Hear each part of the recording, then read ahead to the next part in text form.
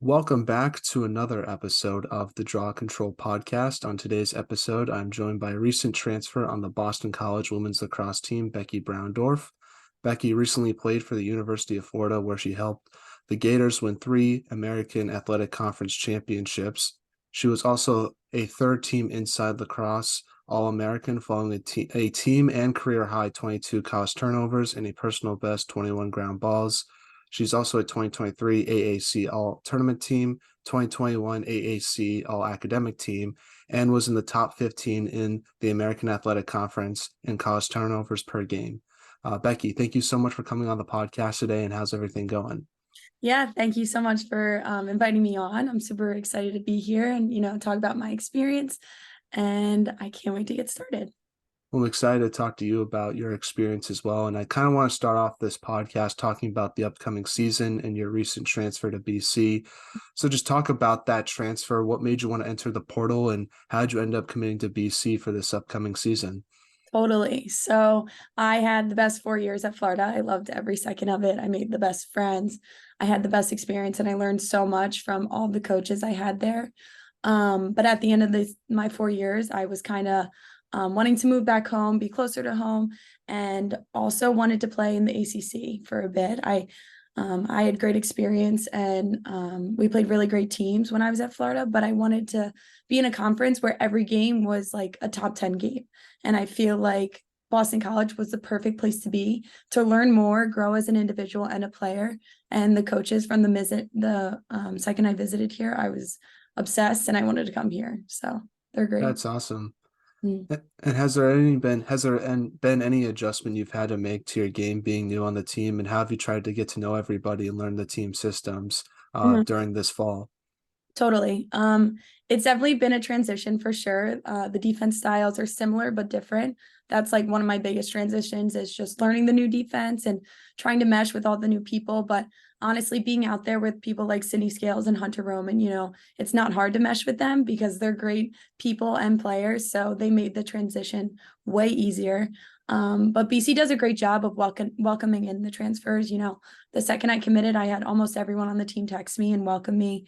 And for my first week here, I was having lunch with people, going out and hanging out with at people's houses, so they do a really good job of like creating community and culture here. And it's something I really cherish about this place. You also must like not having it be really humid every day when you go to class too. That must be a Kind of. plus. I'm a little nervous for the winter. I told my mom I need a winter coat soon, so I'm on the search for a really good one. But I know the sun is something I'm going to miss from Florida for sure. Now, obviously, your team is wrapping up fall ball at the time of this recording. So, what has fall ball been like for your team, and what have you taken away from the games you guys played so far? Yeah, totally. Fall ball is so exciting.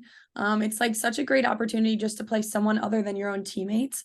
Um, you know, our practices are really hard. It's like every practice is a game. That's how intense it is. And I love that because you're constantly challenged. But it's really fun to see in these games how everything we worked on so hard in the week is really paying off in these games. We have one last fall ball this weekend, and it'll be really great to have one last chance before the season when we play other people to really showcase what we've been learning and implement it. Now, I'm not sure what they do at BC, but after you guys finish your last fall ball game, what do you guys do during the winter time to sort of stay in shape before February begins? Yeah, so we finished fall ball a little bit earlier, which is nice, but we continue to lift and run with our strength coach, who's so awesome. And then once I go home, I'm in a really great spot with the girls in my area, and Colleen McGarity, who runs Big Four. I get to work out with them, and we call it Camp Colleen because she runs it, and a bunch of girls in the area come out, and it's great competition. And then we run and work out with this one guy from home who's great. So they really keep me in shape and ready for the season. So I'm lucky to be a part of that community. Now, talk a little bit about your off season in regards to the training, and what were some of the things you wanted to work on to prepare for this upcoming season?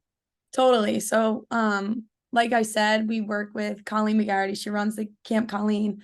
I get to play with people from all these other schools, so it's really fun. Like some of my best friends go to Syracuse and Drexel and Penn and all those fun schools. So it's great to kind of hear their inputs and what they've learned, and I can kind of learn from them, take what I've learned from the fall, and implement it during these sessions.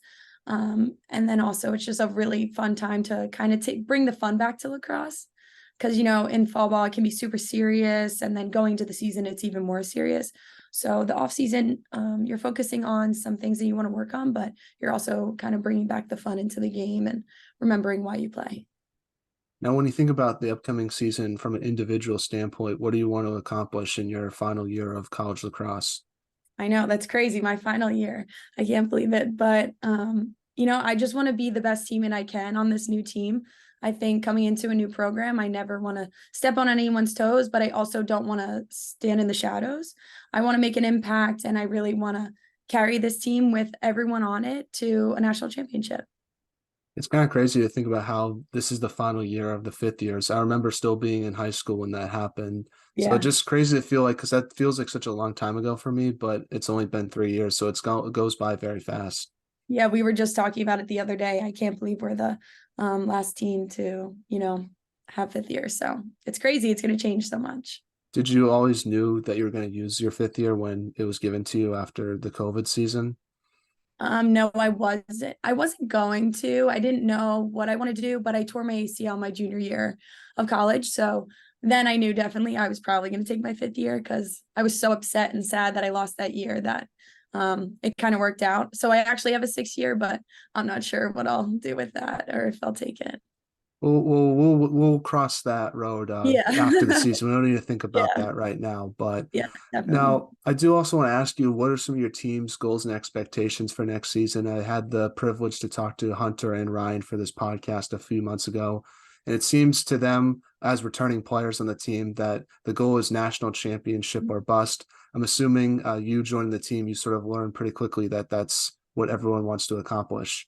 Yeah. It's honestly something that's spoken about almost all the time, understanding that we can and we will win a national championship and like just dreaming big and always focusing on ourselves. We talk a lot about focus and whether that's like attention to detail or just smaller things in practice that you might not think you need to focus on. Those are the little things that'll bring us there and make us so successful and ultimately help us win the national championship. We talk about it a lot and we want to get comfortable with saying like we're going to win a national championship. So kind of putting it out there into existence is really cool and awesome. And I'm really excited for just the future with this team. Yeah, and a lot of them obviously had that sour taste in their mouth after losing in the national championship game Yeah. last year. How do you sort of try to put yourself in their shoes for that and sort of have that hunger to get back there and win Mm-hmm. it for that program? Mm-hmm. Yeah, I know I've never really experienced even a Final Four, so I can't say I've played in a humongous game like that where I can relate to them, but I've obviously had some games where I'm like, oh my gosh, that's so sad, or I'm really pissed off or that. But you can tell these girls want it so badly because, like I said, every day in practice is like a game, and they would not be playing this hard if they didn't want to win in the end. And, I just like, they are so awesome, and I'm so grateful to be growing with them. And I just support them all the time. They support me. And it's just the trust we have in each other is going to get us far. So let's transition now and talk about the beginning of your lacrosse career and sort of work all the way up to the end of last season. So from the research I did on yourself, it says that you're from Dresser, Pennsylvania. So Yeah. talk about growing up there and how did you start playing lacrosse? Yeah. So I actually didn't start playing lacrosse until seventh grade, and I didn't play for my first club team until eighth grade. I really was just focusing on basketball and soccer. I thought that was it for me. I was going to go to college for that, but I just played for my middle school. I picked it up. It was really fun. And then I went to one of the Triple H first girls camps in the summer. And Colleen was like, do you want to come play for me? And I was said, of course, this is awesome. What a great experience. And that was really like my first step into lacrosse. My club team was like really why and how I got to college athletics. But none of I have two brothers, they don't play lacrosse. So it was so new for my parents also that when Colleen asked if I wanted to come play, they were like, sure, this is great. Another sport. Why not? Um, but yeah, it was just a new sport and it was super fun. And I got to be with friends and I made new friends. So I was super excited. Now, growing up, who was your favorite lacrosse player, and did you have a team that you like to watch, or was it sort of just something that you like to play and you never really watched it too much, especially Mhm. since you got into it sort of late? Yeah, so honestly, I never really watched lacrosse until after I committed because I just didn't know I wasn't really like in the lacrosse community like everyone is now. It's so early, you're prepared before September 1st and you know where you want to go. Where by 8th grade or in the beginning of 9th grade, that's when I committed. So I really had less than a year to like gather my whereabouts about lacrosse and everything went on with it, and kind of get ready to go and commit somewhere. So I didn't really watch any teams, but I always liked the big teams that were doing well. And then when it came time to it, I loved Florida. So Now, before college, you played for your high school at Upper Dublin High. So just talk about your high school lacrosse experience and sort of what you took away from that time of your life. And do you have like a favorite memory from your high school days when you look back on it now? yeah, so I went to public school. It was awesome. We played in a great league. And I really loved it. I played defense my freshman year, and then after that I played midi. And my club coach Colleen said, like, you should definitely play midi because your stick skills get amazing. You just feel a little bit more comfortable on the field. And that honestly helped so much with my transition to college athletics. And I'm so glad that I did, because now when we do games or when we do like little drills with shooting and stuff, I'm like, okay, I can do this. I feel pretty confident. So playing midi in high school was definitely a big plus, and it really helped me for the future. One of my favorite memories is definitely the Under Armour senior game. There was, I think, 5 Philly girls, and we were all on one team except for one girl, and we were all really close friends. So it was super special. And then we did a big family tailgate, and they even put it on like the Under Armour map, and it said the Schweitzer tailgate. So all the Philly people were there, and it was just super special and like a great way to end our high school career. And then we literally flew out the next day to go to Vail. So we were together all summer, and it was a great end to high school. That's awesome. Did you get like any Under Armour merch from that game? Oh yeah, you get a ton. They ship stuff out to you before you go. You get a box and then filled with items. And then once you get there, you get the stick, the cleats, all of it. So they really set you up. It was one of my favorite experiences. And I'm so lucky there was all those Philly girls. And then I played with another girl who went to Florida. So it That's was awesome. fun. Mhm. Now, talk a little about your club lacrosse experience. It said that you played for Big Four and Triple H. So, how did that experience sort of help prepare you for college lacrosse? Because you said that you played with a lot of other D1 commits with those club teams that you were a part of. Yeah. I love my club team. I still to this day say that's the reason why I got here. Colleen literally pushes us every day at practice, whether we were running or just trying to make us better teammates. She put so much emphasis on the little things, which is why I think I kind of focus on those attention to details in practice. But my club team was just a mesh of all these girls from different schools, and we really had to figure out how to work well together. And we all ended up becoming best friends, and it was just such a fun time being at all those tournaments in the summer. And then now watching everyone succeed in their college teams, it's even more fun, and it's just so rewarding to be a part of people's process. Now, talk about your recruiting process with Florida. What made you want to go there versus other schools you might have looked at? Yeah, so my recruiting process with them was, I can't even remember it because I feel like it was so long ago, but I just remember Colleen called me and told me Florida was interested. And this was when I just started playing. And I'm like, no way. That's crazy. I never thought I could go there. But I'm so glad they took the chance on me and they brought me in. And I committed my freshman year of high school. And that's when, coaches would come to your games. They'd like wave to you on the sideline and all that, which was so funny. But I went down to Florida. I saw everything about the school, and I was obsessed. I mean, palm trees, sun, big football, great academics, amazing lacrosse. There's not much more you could want. And the facilities above all of that were incredible. So a big SEC school that has amazing lacrosse and academics, I couldn't ask for anything more. And my 4 years like showed exactly what I wanted. So I'm so glad I went there, and I owe everything to that program. I had the best time. Yeah, I've always wanted to. I'm a huge sports fan, not just for lacrosse, but for everything really. And I have one of my sports bucket list items is to go to an SEC football game. It looks like a Yeah, ton of fun. What there's are they nothing. like? There is nothing like it. That stadium is packed when they play Tom Petty. It is lights out, so much fun. Everyone, the energy in there is just immaculate. You just like feel it inside your bones. It's just the best thing ever. And the SEC experience is none other. And maybe one day lacrosse will be in the SEC, but it's funny because at Florida, no one really knows that there's no SEC conference. So, and the athletes there are incredible. You know, they're Yeah. all going to the Olympics and stuff. So it's really cool to be in that community too, where everyone is succeeding at such a high level. And you see them in the weight room and you're like, oh my gosh. Like Tim Tebow walks in, sometimes you're like, oh my gosh, this is crazy. So I love Tim Tebow. He's awesome. yeah, I met him like twice. He came into the locker room, or not the locker room, the weight room, and he walks in and everyone just stops and stares. You're like, oh my goodness, this is crazy. So What is he as nice as he is on TV and in person, I assume?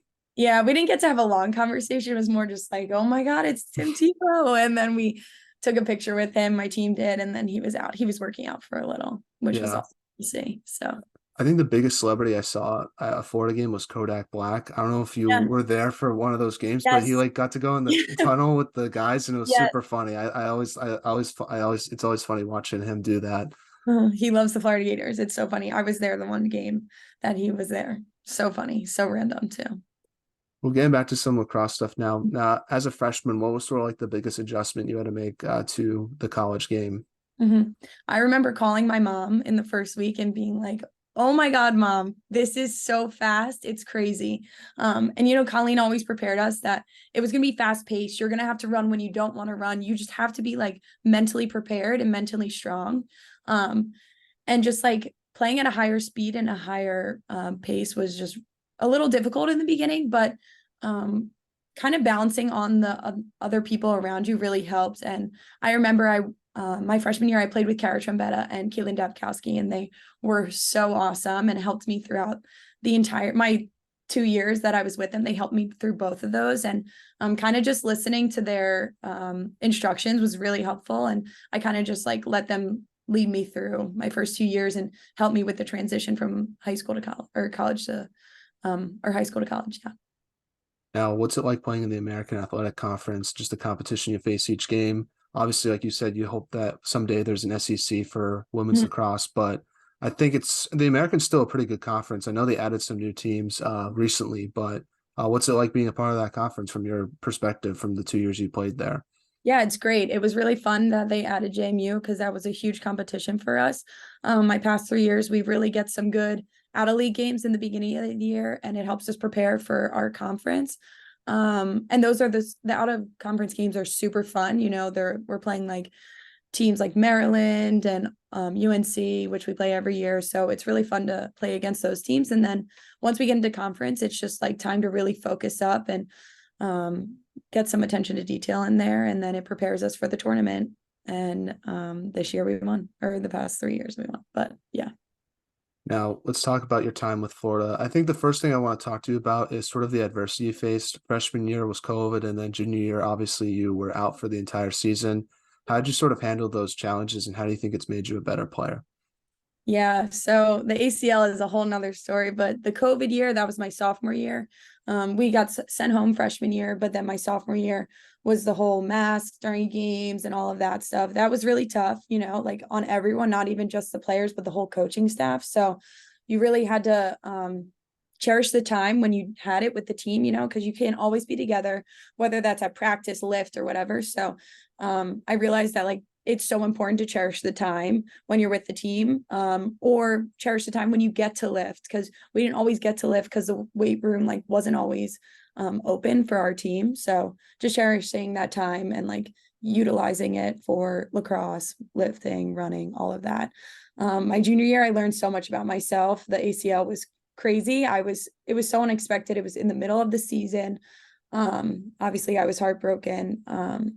But I learned so much about myself and like how much I grew from it and my play. It was really cool to stand on the outside of it all, on the sidelines, and just be able to analyze the game. Reggie Thorpe is the best. He helped me so much, and he was my defensive coach at Florida, and he really made me feel special even when I was off the field.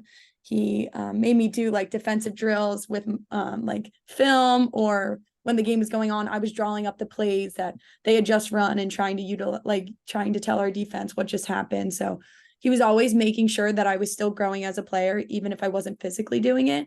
So I owe a lot to him, and he's so awesome. But yeah, you grow a lot from your ACL, and I really had a great team at Florida that helped me get through it. So Also must be nice to be watching like other elite players. Do you Mhm. learn a lot from watching them? Obviously, you learn a lot from playing from them. But I feel like when you sort of take a step back and get to see sort of their tendencies, it must be nice when like Danielle Pavanelli, like she's obviously one of the best attackers in the Yeah.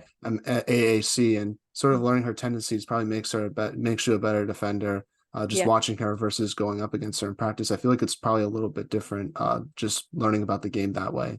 Yeah, I always joke with Pav. I'm like, I can't guard you. I watch my film, I do everything. Like I stay on her hips, and I can't guard her for some reason. But it was really cool to stand on the outside and just kind of analyze some things. And I definitely recognized some techniques and things that people did that I didn't even realize were super helpful. So it was cool to see it from that viewpoint.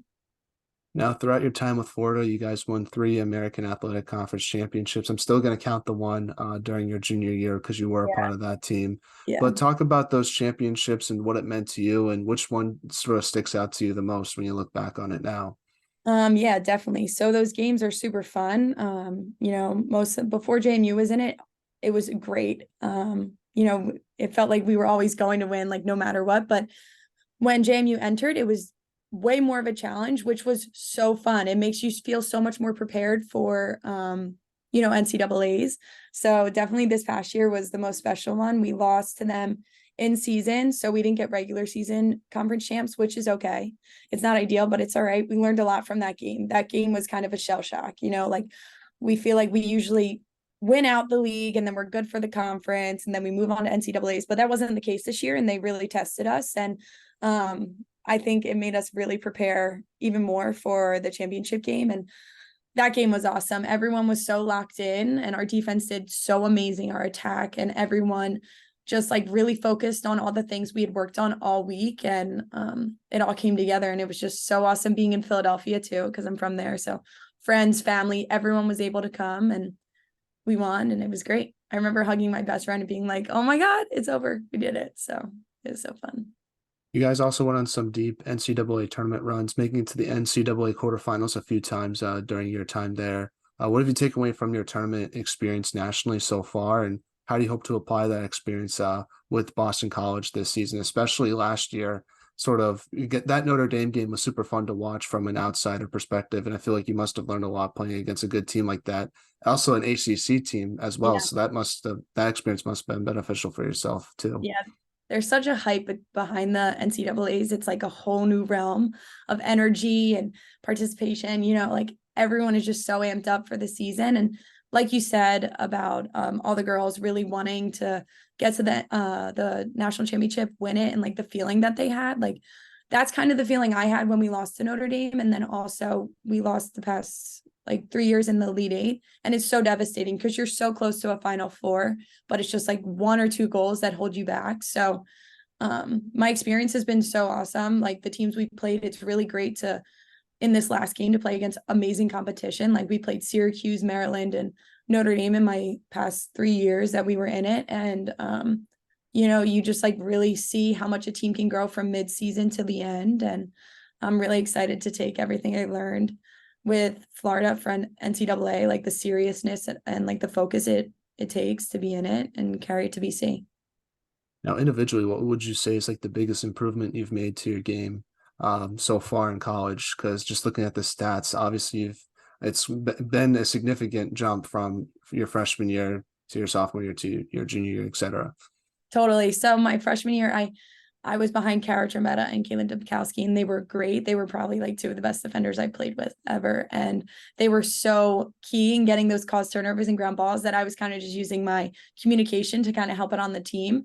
And then as I got older, I feel like I really learned how to play better body position and pick up more ground balls and just like bring every aspect of defense together and be a better player. But I definitely focus on like my 1v1s and like transition, honestly, everything that I can to just bring it together on the field and hopefully come out with some good wins and some good stats. Not that I don't really care about the stats. I just want my team to win and my teammates and I to all work together and get some good defensive stops. But it's obviously good to have those stats after a win too. I Yeah. won't lie though about that. So, Yeah. um, but one more question about Florida. What's like your favorite memory from Florida when you look back on it now? Yeah, so I would say my favorite would be my freshman year. We beat Maryland on their home field. we broke their 93 game or something win streak, which was so cool. No, I didn't know. I guess other people knew, but we won, and it was just such a peak of the season. This was way before COVID. I think it was like end of February. This was one of our out of conference games. So it's so key to win these out of conference games, for like your RPI and stuff.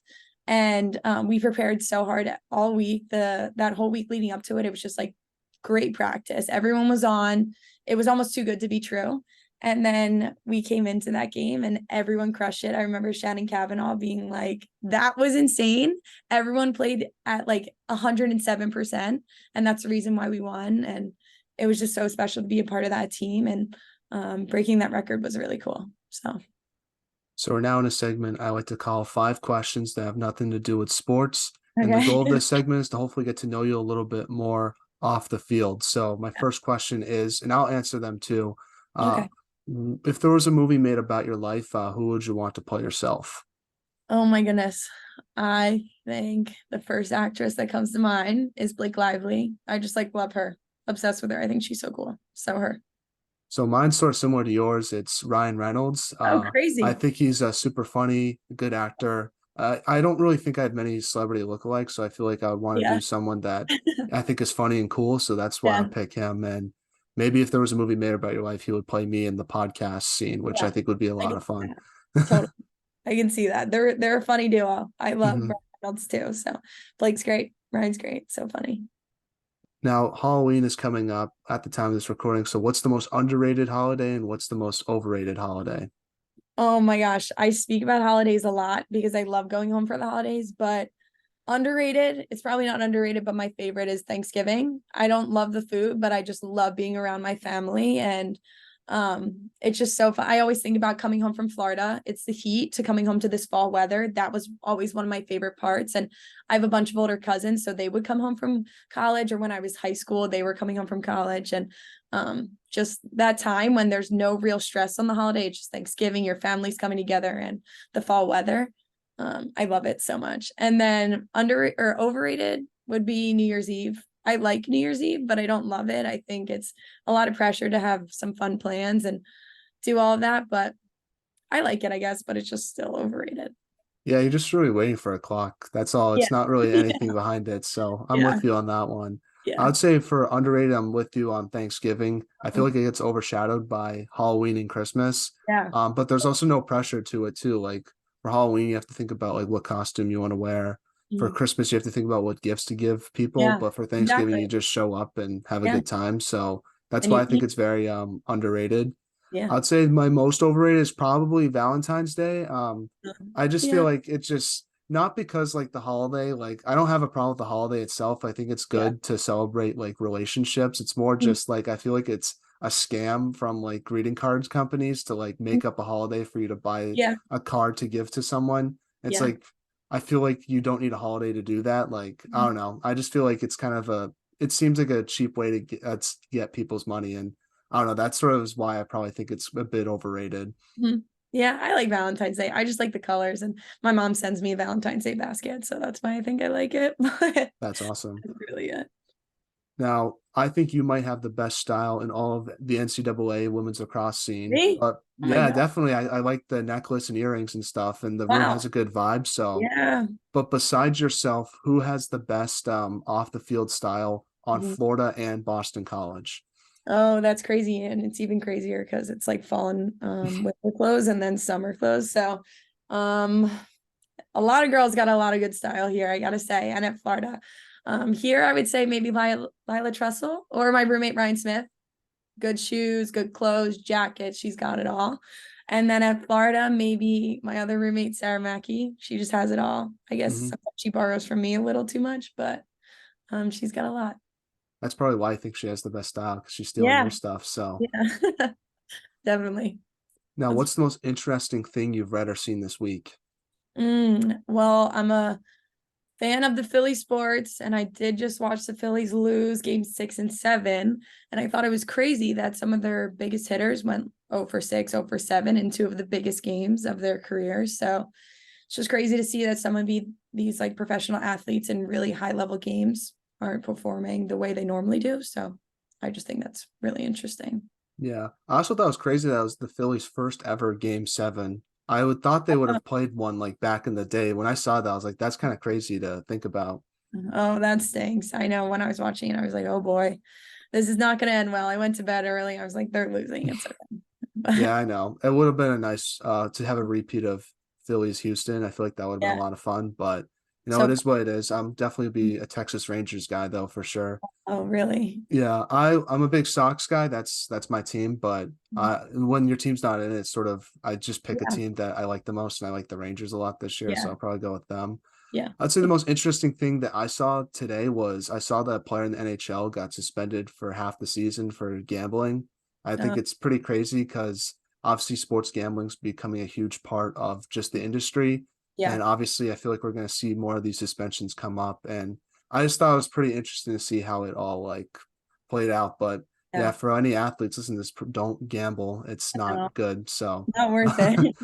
um, I guess the last non-lacrosse question I want to ask you is what is one item on your bucket list that you hope to accomplish one day? Oh my goodness. I don't know. I thought you were going to say one thing on my bucket list, and I was like, I went to Europe this summer with my friends. That was on it, but accomplish. I just want to work in corporate America and feel really good about my position and the overall growth of the company I'm working for. I want to translate everything I've learned as an athlete and bring that with me to my career my career path, and hopefully it pans out and I'm in a really good position in a few years. Yeah, I have a feeling that it's going to work out for you. So, I hope so. um, I think for me, either travel to different spots and then sort of I think the one cool thing I like to do is see the Stanley Cup final. I'm a big hockey guy, so I Yeah. think that would be a lot of fun to go see that in Yeah. person. And then sort of personal goals, obviously just try to better myself every day. And Mm. I feel like if you just work on yourself a little bit every day to be a good person and like obviously work out, I feel like that translates over time and leads to Totally. success. So that's sort of like an everyday bucket list thing for me.